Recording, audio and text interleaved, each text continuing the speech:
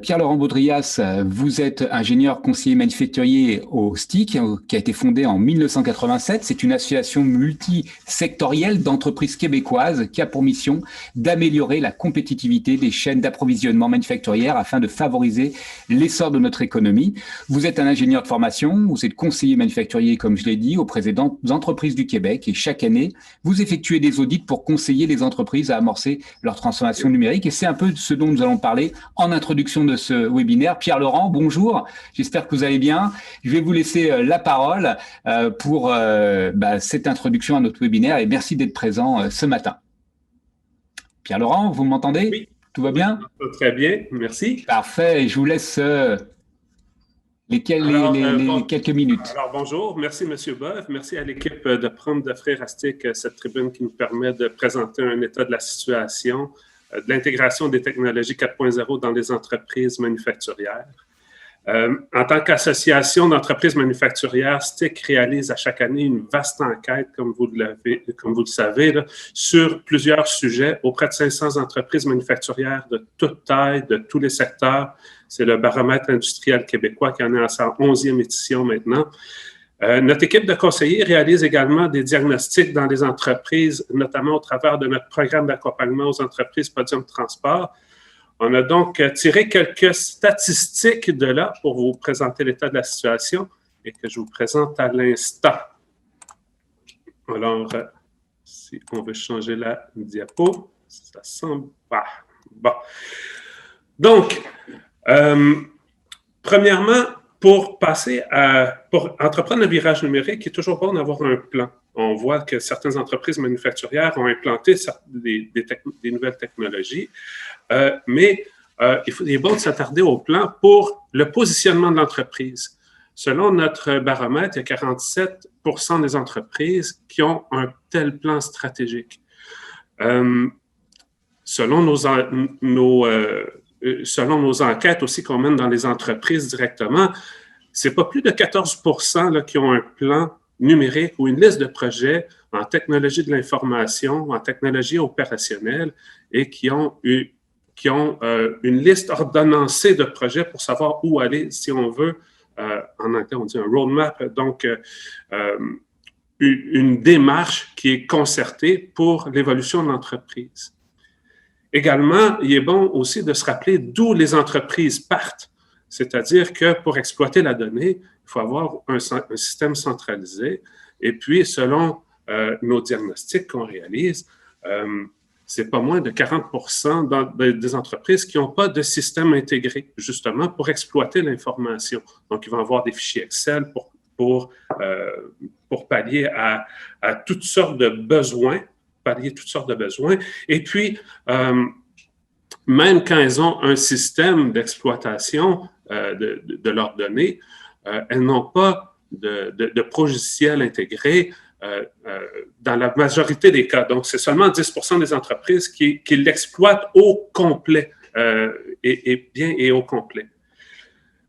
Bien sûr, quand les entreprises vont entreprendre le virage numérique, elles vont se rendre de plus en plus dépendantes également face aux technologies. Donc, c'est quelque chose qui va devoir être géré au sein des entreprises. Pour être géré, bien sûr, l'idéal, c'est d'avoir des politiques et des procédures de sécurité qui sont en ligne avec les besoins de l'entreprise face à leurs obligations légales et contractuelles et autres obligations normatives si elles souscrivent à certaines normes. Donc, c'est seulement 13 % des entreprises qui ont de telles politiques. Ceci dit, 65 % des entreprises qu'on a sondées ont tout de même établi des pratiques pour contrôler leur sécurité et leur gestion des nouvelles technologies, ce qui en laisse tout de même 35 % qui ont peu entrepris de choses, ce qui pourrait représenter un risque. Si on regarde maintenant l'état de la situation en termes d'implantation de nouvelles technologies, on a sondé les entreprises cette année dans le baromètre, et ça depuis 2 ans, par rapport à 10 technologies qui est possible d'implanter, qui représentent également une progression normale dans les entreprises. Et c'est sans surprise là, qu'il y a plus d'entreprises qui ont entrepris de faire de la surveillance et du contrôle en temps réel de leurs équipements autrement dit, aller chercher de la donnée pour l'exploiter, qui ont une interconnexion avec certains équipements.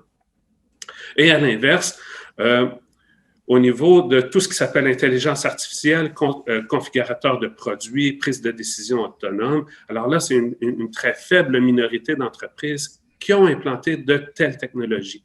Donc, qui se retrouvent dans le bas là, à 7 et 11% respectivement. Ce qui est bon à noter aussi, qui n'apparaît pas nécessairement dans ce graphique-ci, c'est les écarts entre les différents secteurs. Donc, les secteurs qui sont déjà hautement technologiques, comme le secteur de l'aéronautique, par exemple, représentent en moyenne en 15 à 20% de plus d'implantation de nouvelles technologies que d'autres secteurs, comme par exemple l'agroalimentaire ou encore le secteur des ressources naturelles. Ça dépend également de la taille de l'entreprise. Les entreprises de plus grande taille ont bien entendu plus de moyens. Et puis, un autre facteur qui n'est pas à négliger, c'est la culture d'entreprise par rapport à l'innovation. Dans notre baromètre, d'autres données viennent nous démontrer que les entreprises qui ont plus tendance à innover dans tous les domaines ont aussi innové dans les technologies. À l'inverse, les entreprises qui n'ont pas cette culture d'innovation-là ont moins de technologies d'implanter et ont moins l'intention de le faire.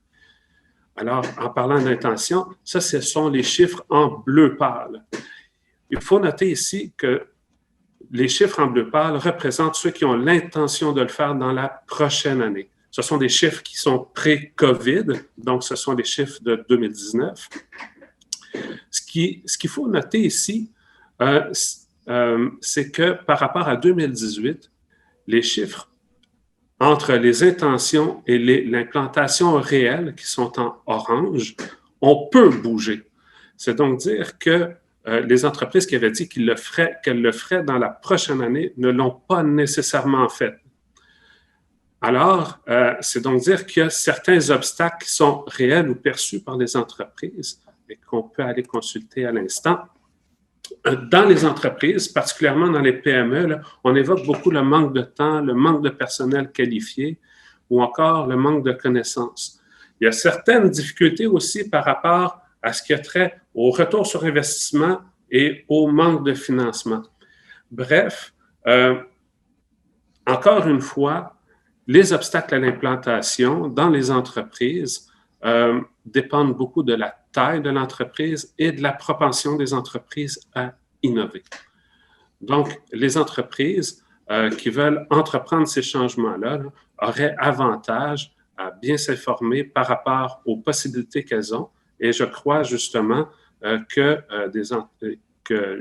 les conférenciers qui vont suivre vont pouvoir donner de bonnes idées, notamment une entreprise qui fait partie de notre programme Podium Transport, qui est membre chez nous. Alors, c'est Métallus qui va me suivre et qui a, elle, entrepris son virage numérique il y a déjà quelques années, qui possède également un plan d'affaires complet avec une liste de projets numériques et qui l'aide à poursuivre sa progression dans Exactement. Exactement, Pierre-Laurent, vous allez presque prendre ma place comme présentateur. Je vais peut-être vous laisser la main. Je vous laisse la main. Et j'irai boire un café, il n'y a pas de problème. Merci beaucoup pour cette introduction. C'est extrêmement intéressant parce que plan stratégique, plan numérique, l'impact des données, on en parle souvent dans les questions d'intelligence artificielle, mais c'est très, très important. Et on voit effectivement qu'il y a une réticence à ce changement-là. Et s'il y a quelqu'un qui n'a pas eu cette réticence à ce changement, c'est effectivement, comme vous le disiez,